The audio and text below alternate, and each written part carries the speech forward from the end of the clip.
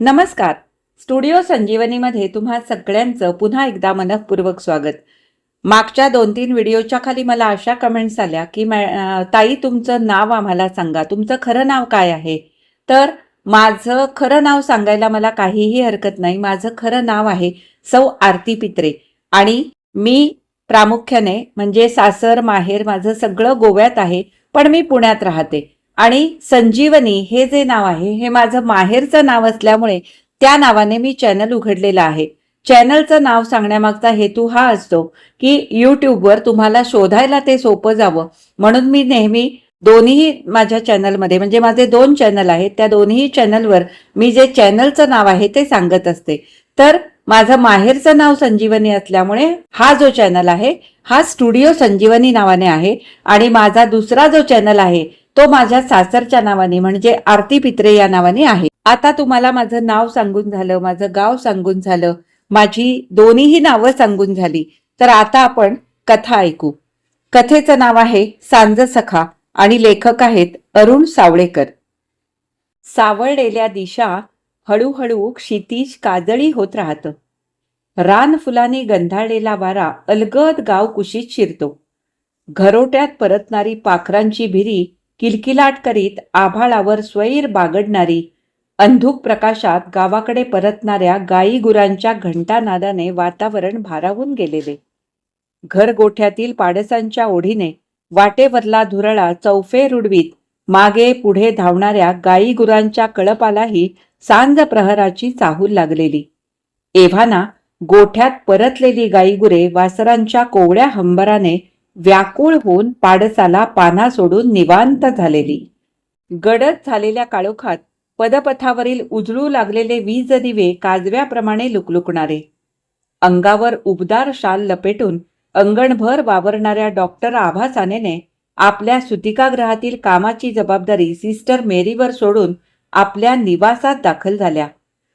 त्या दिवशी नेहमीपेक्षा खूपच लवकर सुतिकागृहात हजर होऊन त्या अडलेल्या बाळंतिणीची किचकट शस्त्रक्रिया आपल्या सरावलेल्या हाताने कुशलतेने पार पाडून डॉक्टर साने आपल्या केबिनमध्ये क्षणभर विसाव्याचे क्षण अनुभवतात तोच आणखी एक पेशंट सुतिकागृहात दाखल झालेली. पुन्हा सारी व्यवधाने, तपासण्या आणि तातडीची शस्त्रक्रिया पार पाडेपर्यंत दिवस उलटून संध्या छायांच्या साक्षीने डॉक्टर आभा निवासात दाखल होताच झोंबऱ्या वाऱ्यापासून बचाव करण्यासाठी वाफाळलेल्या कॉफीचा गरमागरम मग तोंडाशी धरताना त्यांना हायसे वाटले, हुशारी वाटली. क्षणभर डोळे मिटून पहुडल्यावर डॉक्टर आभा स्वयंपाक करणाऱ्या मावशीबरोबर संध्याकाळच्या जेवणाची चर्चा करताना दारावरची बेल वाजली. मावशीबाईने दार उघडून प्रकाश रेषेतून बाहेर दूरवर दृष्टिक्षेप टाकताना कुणीच दिसले नाही. दार अर्धवट उघडे टाकून मावशी स्वयंपाकघरात शिरणार तेवढ्यात येऊ का आत म्हणत उघड्या दाराच्या प्रकाश रेषेमधून एक व्यक्ती हॉलमध्ये शिरली. डॉक्टर आभा सानेंना त्या अपरिचित व्यक्तीला कुठे पाहिल्याचे स्मरेना. मी ब्रिगेडियर पानसे, एका साठीच्या धिप्पाड व्यक्तीने आपला परिचय करून दिला. डॉक्टर आभा गोंधळलेले असताना कोचावर पडलेली उबदार शाल त्यांच्या हातात देत ती व्यक्ती म्हणाली, बाहेर गारवा आहे, ही शाल पांघरा. शाल अंगावर घेत गोंधळलेली आभा म्हणाली, आपण? मी ब्रिगेडियर पानसे, नुकताच लष्करी सेवेतून निवृत्ती घेऊन तुमच्या समोर उभा आहे. क्षणभरात डॉक्टर आभेला वृत्तपत्रात दिलेली जाहिरात आठवली. डॉक्टरी व्यवसायात असलेल्या एका प्रौढ महिलेला सोबतीसाठी समवयस्क विनापाश मैत्रिणीची आवश्यकता आहे. संपर्क डॉक्टर आभा साने. मोबाईल क्रमांकासह जाहिरात होती.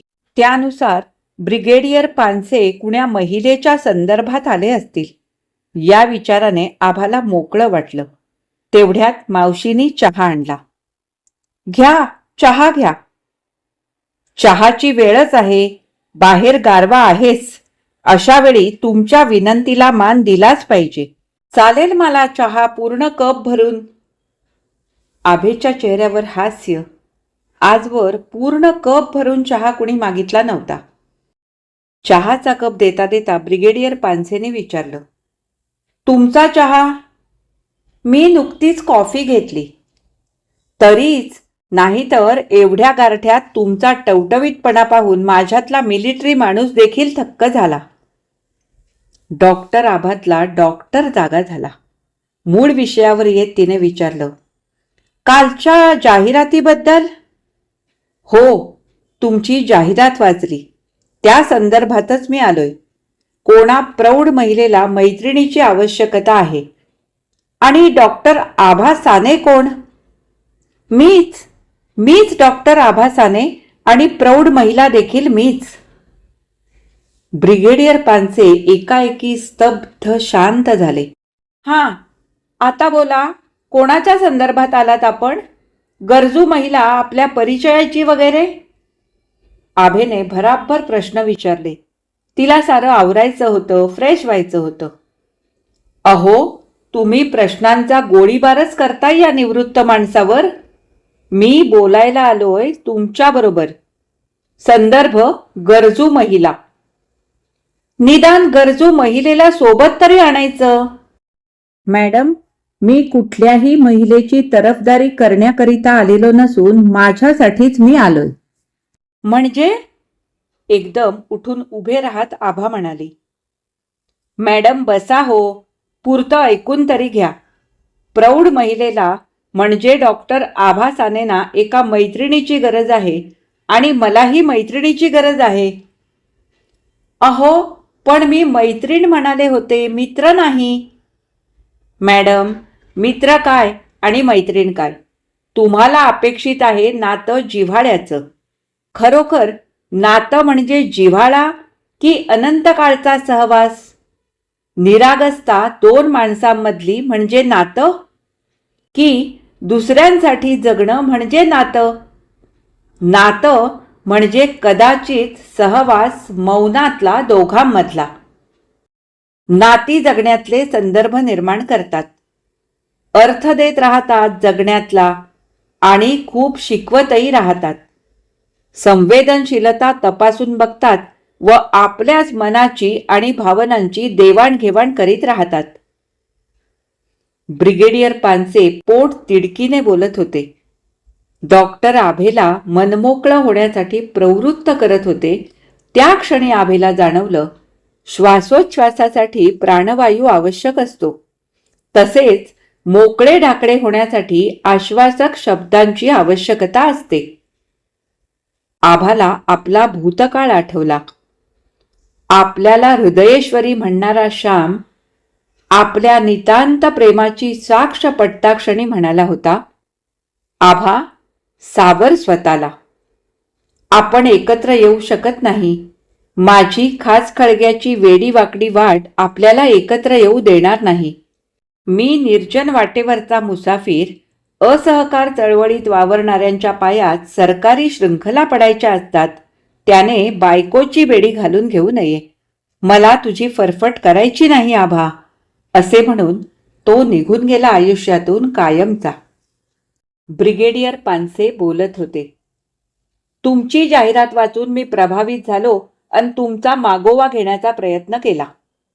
योगायोगाने तुमच्या हॉस्पिटलमध्ये काम करणाऱ्या सिस्टर मेरी माझ्या आउटहाऊसमध्येच राहतात. तिचा नवरा महेश माझ्या बंगल्याचा केअरटेकर, माझ्या गाडीचा सारथी आणि माझ्या लेब्रेडॉर डॉगचा ट्रेनर, अशी माझी सारी कामं तोच करतो. खूप वर्षांपासून, म्हणजे मी मिलिटरी सर्व्हिसमध्ये असल्यापासून हे कुटुंब आमच्या घनिष्ठ सहवासात आहे. तुमची जाहिरात वाचून मी चौकशी सुरू करताच सिस्टर मेरीने मला तुमची इत्थंभूत माहिती पुरवली, अगदी तुमच्या पूर्वायुष्यासह. म्हणजे तुमची नाजूक अवस्था, मानसिक द्वंद्व, निराश न होता तुम्ही पूर्ण केलेले वैद्यकीय शिक्षण, लग्न न करण्याचा निर्णय देऊन तुम्ही सुरू केलेले स्वतःचे नर्सिंग होम आणि त्यात मिळवलेले नैपुण्य, या क्षेत्रातला तुमचा नावलौकिक. मिस्टर पानसे, हे पहा, तुम्ही माझी एवढी माहिती का मिळवलीत? हे योग्य नाही. मॅडम, मी CIDत नाही किंवा असभ्यही नाही. माझ्या मिलिटरी सर्व्हिसचे माझ्यावर झालेले संस्कार म्हणा हवे तर. आज आपण प्रत्यक्ष भेटलो. तुमचं अदबशीर व्यक्तिमत्व, मृदू भाषेतील स्पष्ट बोलणं, व्यवसायातील कणखरपणा मला भावला. मी तुमचा भरपूर वेळ घेतला, क्षमस्व. हे माझं कार्ड. माझ्याबद्दल सविस्तर माहिती हवी असल्यास सिस्टर मेरीला विचारू शकता. मी फोन करून पुन्हा येईन. आपण पुन्हा भेटू. येतो मी. ब्रिगेडियर पानसे आले तसे निघूनही गेले, अर्धवट उघड्या दरवाजाच्या प्रकाशरेषेमधून.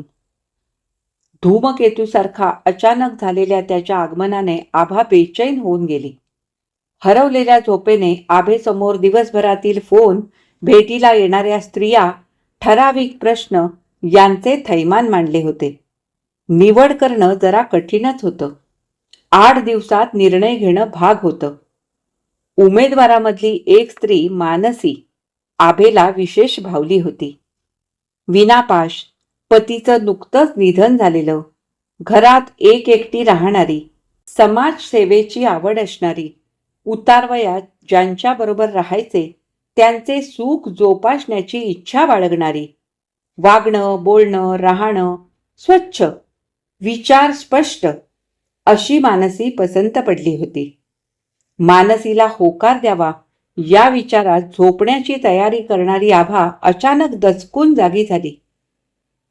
कशा आहात मॅडम? झोप नाही लागत? मनाची कवाडं बंद करू नका. मनाच्या एवढ्याशा फटीतून देखील मी प्रवेश करेन आणि मग मनभर पिंगा घालेन. मनात आलेल्या ब्रिगेडियर पानसेच्या विचाराने आभा अस्वस्थ झाली. हे आगंतुक विचार झटकून टाकण्याच्या प्रयत्नात तिने मनाला बजावलं. तुझं वय काय आणि वेडी स्वप्न काय बघतेस? बंद कर ही मनाची कवाडं. माझे विचार पक्के आहेत. आता मी कुणाचीच कधीच वाट पाहणार नाहीत. मी कधीच लग्न करणार नाही. विवाह बंधनात अडकणार नाही. माझ्या भावना बोथट झाल्या आहेत. मी विझलेल्या ज्योतीची वात आहे. पुन्हा पेटणे शक्य नाही. माझ्या आयुष्याचा आलेख पूर्णपणे बदललाय. अजून किती उरलंय आपलं आयुष्य? आजवर गतिशील असणारं आपलं आयुष्य आता पावलोपावली अडखळतंय. झोपेनंही बहिष्कार टाकलाय. सकाळी उठावंसं वाटत नाही. दिवसाची मरगळ संपता संपत नाही.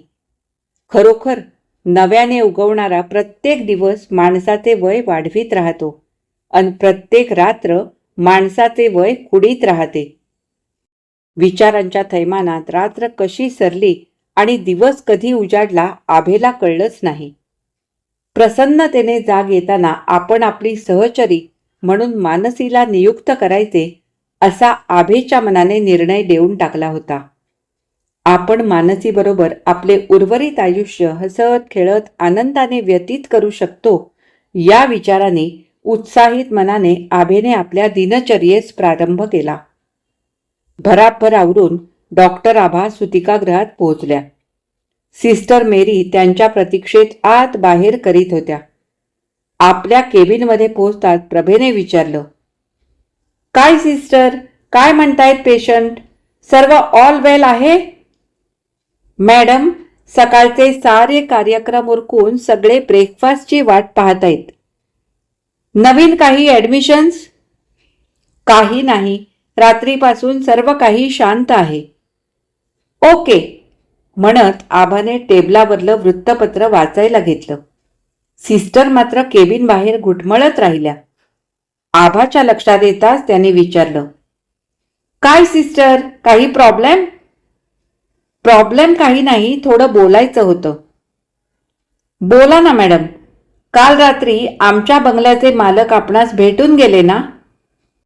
तुमच्या बंगल्याचे मालक? आणि कोण? आमचा कुठला बंगला हो? त्यांच्या आउट हाऊसमध्ये आम्ही गेली कित्येक वर्षे राहतो ते लष्करातले ब्रिगेडियर पानसे. पानसे साहेब आपल्याला भेटून गेले ना काल? का हो? आभेने विचारलं. काहीच नाही. साहेबच सकाळी म्हणाले, मेरी, तुमच्या डॉक्टरीणबाईंचा काल परिचय झाला, भेट झाली. मॅडम खरोखरच सुस्वभावी आहेत. ओळख वाढवावी इतक्या स्नेहमयी आहेत, परिपक्व विचारांच्या आहेत. इतकी सारी प्रशस्तीपत्रकं एकदम दिली? आभेने कपाळावर आठी घालून प्रश्न केला. तसं नाही, साहेब म्हणाले मॅडमने काही विचारलं तर माझ्याबद्दल सविस्तर माहिती द्या. अच्छा, सिस्टर तुम्ही कामाला लागा, वाटल्यास बोलावून घेईन, आभा उपहासाने म्हणाली. वृत्तपत्र चाळत असताना गडचिरोलीच्या जंगलातील जहाल नक्षलवाद्यांनी त्यांच्या मागावर असलेल्या 20-25 बेसावत पोलिसांवर बेछूट गोळीबार करीत त्यांचा नृशंस संहार केल्याचं वृत्त वाचून आभेच्या मनात आलं, किती अमानुष हिंसा. हिंसेच्या वेड्या वाकड्या मार्गाने वाटचाल करणारा श्याम, त्याची इतिश्री अशीच होणार का? माझं मनस्वी प्रेम लाथाडून रानोमाळ भटकणारा श्याम, आपण त्याचा का विचार करतोय? सुखाने तुडुंब भरलेली ओंजळ रीती व्हावी तशा सरत्या काळात जुन्या जखमा भरतात. दुःखातली सल कमी कमी होते. अंतर्मनाच्या साक्षीने आपण भूतकाळातील गोष्टींकडे त्रयस्थपणे पाहायला हवे, या जाणीवेने आभेचे मन थोडे शांत झाले. आपण मानसीची सहचारी म्हणून निवड केल्याचे लक्षात येताच मोबाईलवर मानसीशी संपर्क साधण्याचा आभा प्रयत्न करू लागले. सतत प्रयत्न करूनही नेटवर्कच्या अडथळ्यामुळे मानसीची संपर्क साधणे कठीण होऊ लागताच मोबाईल बंद करून आभा वॉर्डमधील पेशंटची विचारपूस करण्याकरता निघाली. मॅडम, ओपीडीला निघालात ना? 2-4 अपॉइंटमेंट्स पण आहेतच कालच्या. आलेच मी, तुम्ही वा पुढे, असे म्हणत आभा पेशंट राऊंडसाठी एका नर्सला बरोबर घेऊन वॉर्डमधून फिरत असता एका पेशंटची प्रसूतीची लक्षणे दिसू लागताच पेशंटला लेबर रूममध्ये हलवायला सांगितलं आणि आभा पुढच्या तयारीला लागली. सीझरची केस असल्यामुळे आभेला तत्काळ सोपस्कार करणे आवश्यक होते. ओपीडीमध्ये गर्दी वाढत होती. आधी सूचना देऊन तपासण्याकरता आलेल्यांची प्राथमिक तपासणी करून त्याला थांबण्यास सांगत प्रभा सीझर रूममध्ये दाखल झाली. सिस्टर मेरी सज्ज होत्या. सीझर आटोपताच बाळंतिणीला सिस्टरच्या ताब्यात देऊन आभा पुन्हा ओपीडीत दाखल झाली. नमस्कार मॅडम. ओपीडीत प्रतीक्षा करीत असलेल्या ब्रिगेडियर पानसेनी उभं राहून तिला नमस्कार केला. अरे तुम्ही? विस्मयाने आभेने विचारले. ओपीडीच्या गर्दीत आगंतुकपणे उपस्थित झालेल्या पानसेचे येणे तिला बिलकुल रुचले नसावे. मॅडम, बिझी दिसता आहात. बघताय ना तुम्ही, आत्ताच एक सीझर संपून आले. आधी अपॉइंटमेंट घेऊन पेशंट आले, तिकडे लक्ष देणे जरुरीचे आहे. तुम्ही दुपारी 4 ते 6 विश्रांतीच्या वेळेत यायला हवे होते. मी फोन करून दुपारी येईन. दिलगिरी व्यक्त करून ब्रिगेडियर पानसेनी जाण्यापूर्वी सिस्टर मेरीच्या हातात एक पिशवी दिली.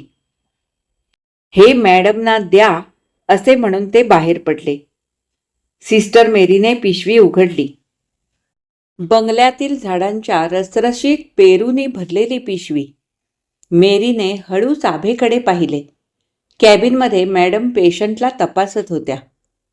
हॉस्पिटलमधील दुपारच्या सेशनमधून मुक्त व्हायला आभेला आज बराच वेळ लागला. अखेर 5च्या सुमारास तिने घरात पाय ठेवले. थकल्या शरीराने आणि शिणलेल्या मनाने तिने कोचावर अंग टाकलं.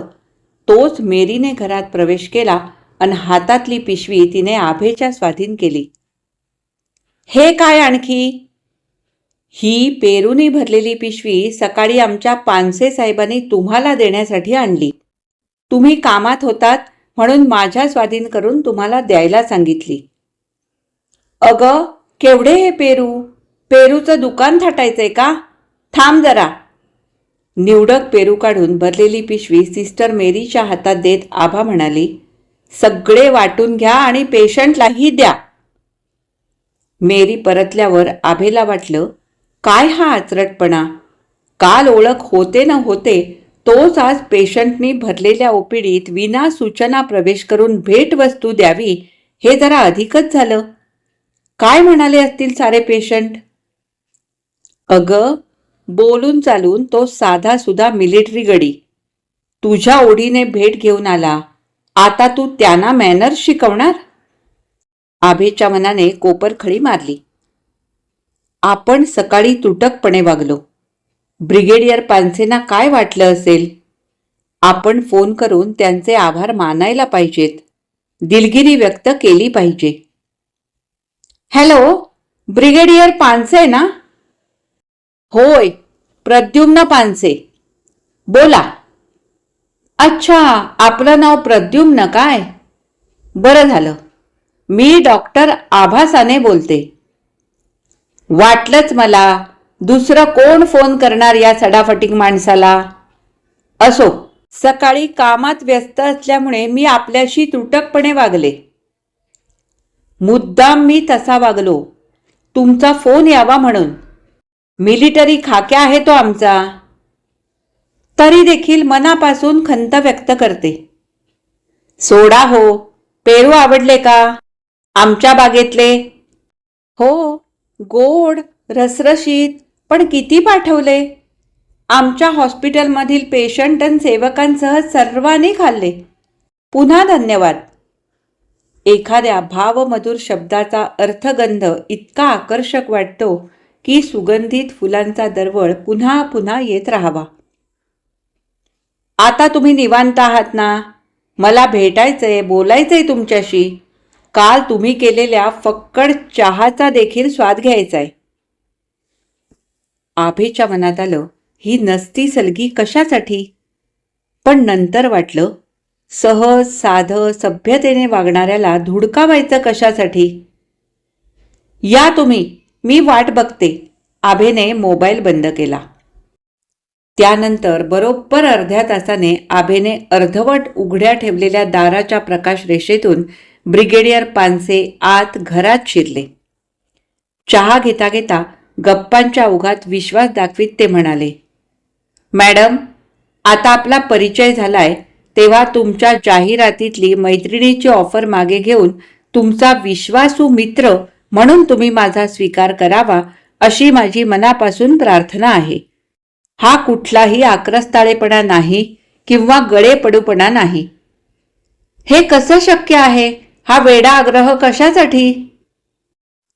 तुमच्या जाहिरातीनुसार तुम्हाला व्यावहारिक सहचारी नको असून निर्व्याज प्रेम करणारा, तुमचे सारे प्रश्न साऱ्या अडचणी सोडवणारा, दुखलं खुपलं बघणारा, सुखदुःखात साथ देणारा आणि तुमच्या जीवनात फुलबाग फुलवणारा सभ्य साथी हवाय. हा माझ्या जाहिरातीचा गैरफायदा होतो आहे असं वाटतं. मुळीच नाही. पूर्ण विचारांती मला वाटतं तुम्हाला माझी आणि मला तुमची नितांत गरज आहे. आयुष्यातील काळ्याकुट्ट अंधारात चाचपडण्यापेक्षा सन्मानजनक उजेडात आयुष्य उजळून निघणं हे मंगलदायी आहे, आवश्यक आहे. पण माझं वय, माझं सेवाव्रत, माझं हॉस्पिटल, माझं स्वातंत्र्य, माझी इमेज. तुम्ही 62-63च्या असाल, मी 68 वर्षांचा निर्व्यसनी, व्यायामप्रिय आणि शांततेचा उपासक आहे. तुम्ही म्हणालात मित्र, आणि आता? हो, मित्रच आहे, पण प्रत्येक क्षणी तुमच्याजवळ असणारा. खरं सांगा, या वयात कशाची अपेक्षा? काय देणार हे वय त्याला? केवळ देईल ते आपुलकीचा सहवास, देईल सुखदुःखातला ऊन सावल्यांचा ऋतूंचा आभास, देईल भावनांचे तरंग आणि मनभावन अंतरंग, देईल मनोमिलनाचे क्षण, रोमरोमाचे कण कण. तुमचं स्त्रीसुलभ स्वातंत्र्य, तुमचं सेवाव्रत अन सुतिकाग्रहाशी अवीट नातं तुमच्या इमेजला जराही धक्का पोहोचणार नाही. आपल्या दोघातील सहभागातला खारीचा वाटा दोघांनी वाटून घ्यायचा. सुखदुःखाचे क्षण अनुभवायचे, हवेसे जपायचे अन नकोसे दूर सारायचे. त्या क्षणी आभेच्या मनात आलं, प्रेम, उत्स्फूर्त प्रेम, निरपेक्ष प्रेम, उचंबळून आलेलं प्रेम, आदी भावनांचे आर्त आवर्त आयुष्यात ये जा करीत राहतातच अन मनाला उबारे देत राहतात. मग ते स्वीकारायचे की त्यांचा तिरस्कार करायचा? मग आयुष्यात उरलं ते काय? आभा शांतपणे म्हणाली, प्रद्युम्नजी, तुमचे विचार, तुमचं वागणं बोलणं आणि आत्मनिर्भरता वाखाणण्याजोगी आहे. मला थोडा अवधी द्याल? माझ्या जीवनाची वाटचाल, त्यातले अडथळे, आव्हानं, सामाजिक स्थान, व्यावसायिक ऋण सगळं तपासून घ्यावं लागेल. तोवर आपली भेट नाही, मोबाईलवर बोलणंही नाही. माझा निर्णय होता क्षणी मीच संपर्क साधेन. उत्तम. तुमचा फक्कड चहाचा निरोप मिळाला की मी धावत येईन तुमच्याकडे. फक्कड चहा हा आपल्या परवलीचा शब्द. येतो मी. आभेच्या मनावर सायमायेची मखमली शाल पांघरून ब्रिगेडियर पानसे बाहेर पडले. आभा त्यांच्या पाठमोऱ्या प्रमाणबद्ध शरीराकडे पाहत राहिली. रात्रीचे जेवण उरकून अंगणात फेऱ्या मारताना आभेच्या मनात आलं, प्रद्युम्न स्वभावाने मोकळे ढाकळे, अघळपघळ, तरीही नेमके बोलणारे, हवे ते काढून घेणारे लष्करी खाक्याचे वाटतात. सहृदयता, तरीही बोलण्यातला सच्चेपणा व लष्करी बाण्यातला कणखरपणा, निष्ठा मला संरक्षण देईल. खचित की बंधन घालील माझ्यावर. उधाणणाऱ्या सागरी लाटांप्रमाणे आभाचं मन उचंबळत होतं. जाहिरात देऊन निवडलेल्या महिलेच्या स्वभावाची पारख कशी होणार? तिचे गुण अवगुण कसे कळणार? उद्या ती माझ्याच डोक्यावर मिऱ्या वाटू लागली तर? रात्री हरवलेली झोप रुजली तरी पहाटे हरवले ते गवसले या आनंदात आभेला जाग आली. प्रफुल्लित चेहऱ्याने आपल्या दिनचर्येत वावरणाऱ्या आपल्या मॅडमच्या चेहऱ्यावरील भाव सिस्टर मेरी चाणाक्षपणे न्याहाळीत होती. पुढील 2 दिवस सुनेच पार पडले. तिसऱ्या दिवशी हॉस्पिटलमधून दुपारी घरी परतताच डॉक्टर आभेनं मोबाईल ऑन केला. Hello, brigadier Panse here. प्रद्युम्नजी, फक्कडसा चहा तयार आहे, येणार? हा, आलोच. पुढील 30 मिनिटात चहाचा आस्वाद घेत काही गुफ्तगू पार पडलं व दोघेही घराबाहेर पडले. थोड्याच अवधीत डॉक्टर आभासह ब्रिगेडियर पानसेची आलिशान कार बंगल्याच्या पोर्चमध्ये शिरताच लाडक्या डॉगने ब्रिगेडियरांच्या अंगावर झेप घेतली. अरे हो, चला बाईसाहेबांचे स्वागत करूया म्हणत ब्रिगेडियर डॉक्टर आभासह बंगल्याच्या पायऱ्या चढू लागले. बंगल्यात प्रवेश करतात ब्रिगेडियर साहेबांनी खानसाम्याला हाक देऊन काही सूचना दिल्या आणि डॉक्टर आभेला घेऊन ते बंगल्यातील एक कडिबंद खोल्या उघडून फेरफटका मारू लागले. भव्य बंगल्यातील सजवलेल्या पण माणसांची मुडी सुद्धा वर्दळ नसलेल्या खोल्या जणू आपल्याला प्रेमळ साथ घालीत आहेत, स्वागत करताहेत, खुणावत आहेत असा आभेला भास झाला. सारे कसे नीटनेटके पण मायेचा स्पर्श नसलेली, प्रेमाची आस नसलेली प्रत्येक खोलीत पानसे परिवाराचे फोटो, तैलचित्रे आदी अस्तित्वांच्या खुणांचा अभाव डॉक्टर आभेला प्रकर्षाने जाणवला. बंगल्याच्या आतील भागातील फेरफटका संपवून दोघेही खाली दिवाणखान्यात पोहोचले. जवळ असलेल्या डायनिंग टेबलावर खानसाम्याने फ्रूट डिश व सँडविच यांची जय्यत तयारी केली होती. सारा पाहुणचार पाहून आभा भारावून गेली होती. आभेला डायनिंग चेअरवर बसवून, मॅडम आलोच मी म्हणून ब्रिगेडियर पानसे आतल्या खोलीत गेले आणि मोठा फोटोंचा अल्बम घेऊन बाहेर आले. दोघेही पदार्थांची चव घेत अल्बम पाहू लागले. मॅडम, हा माझा थोरला मुलगा. शिक्षणासाठी हॉस्टेलमध्ये ठेवला. शिक्षण पुरे होताच थेट परदेशात नोकरी पकडली. तेथे रुळतो ना रुळतो तोच तिकडच्या मुलीशी लग्न करून तो परदेशात स्थायिक झाला. माझ्या मुलीने आपल्यासोबत भारतात राहावे म्हणून तिलाही चांगले शिक्षण दिले. धूमधडाक्यात लग्न लावून दिले. 2-3 वर्षात तिचा नवरा अमेरिकेला गेला. कालांतराने तिलाही बोलावून घेतले आणि ग्रीन कार्ड होल्डर होऊन तेही तिथे स्थायिक झाले. माझी लष्करातली नोकरी, लांब लांबच्या ठिकाणी पोस्टिंग, माझ्या बायकोने माया ममतेने वाढवलेल्या मुलांचा विरह सोसत शक्य तेवढी माझ्याबरोबर देशभर भ्रमंती केली आणि अशक्य होताच या बंगल्यात स्थिरावली. माझी निवृत्ती जवळ येत असताना तिने अंथरूण धरले. वारंवार रजा घेऊन मी तिची मनोभावे सेवा केली, देखभाल चालू ठेवली, पण नियतीला हे मंजूर नसावे. माझी प्रिय पत्नी देखील मला सोडून गेली. माझा मुलगा, मुलगी, जावई सगळेच परके झाले आणि मी पोरका झालो. मॅडम, 4च दिवसांपूर्वी आपण भेटलो आणि तुम्ही माझं मनच व्यापून टाकलं. त्याच क्षणी याचा साक्षात्कार झाला. माझ्या वैराण वाळवंटात माझी कासाविशी दूर करणारी पाणपोई मला भेटली. मी हा असा आहे. माझ्या लष्करी सेवेत अनेकदा जीवघेण्या संकटातून निभावून गेलो.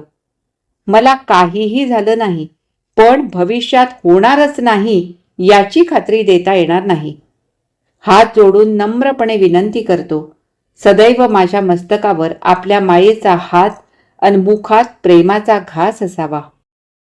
वास्तूमधील आपले शुभागमन सार्थ व्हावे आणि माझ्या जगण्याला अर्थ यावा. ब्रिगेडियर पानसेंच्या डोळ्यात अश्रू तरळत होते आणि जोडलेले हात थरथरत होते. त्या क्षणी डॉक्टर आभेने निर्धाराने त्यांचे हात घट्ट आपल्या हातात घेतले. क्षणभरानंतर दोघांचेही डोळे बोलके झाले आणि मग सुरू झाली आणा शपथांची आवर्तने. ही कथा इथेच संपली. आज मी वाचलेली अरुण सावडेकर यांची सांज सखा ही कथा तुम्हाला कशी वाटली हे मला कमेंट करून अवश्य कळवा. आवडली असेल तर लाईक करा, शेअर करा. माझ्या चॅनलवर नवीन असाल तर चॅनलला सबस्क्राईब करून सोबतचं बेल आयकॉन दाबायला अजिबात विसरू नका. आता आपण पुन्हा भेटू अशाच एखाद्या छानशा कथा वाचनासाठी. तोपर्यंत मी तुमचा निरोप घेते. धन्यवाद.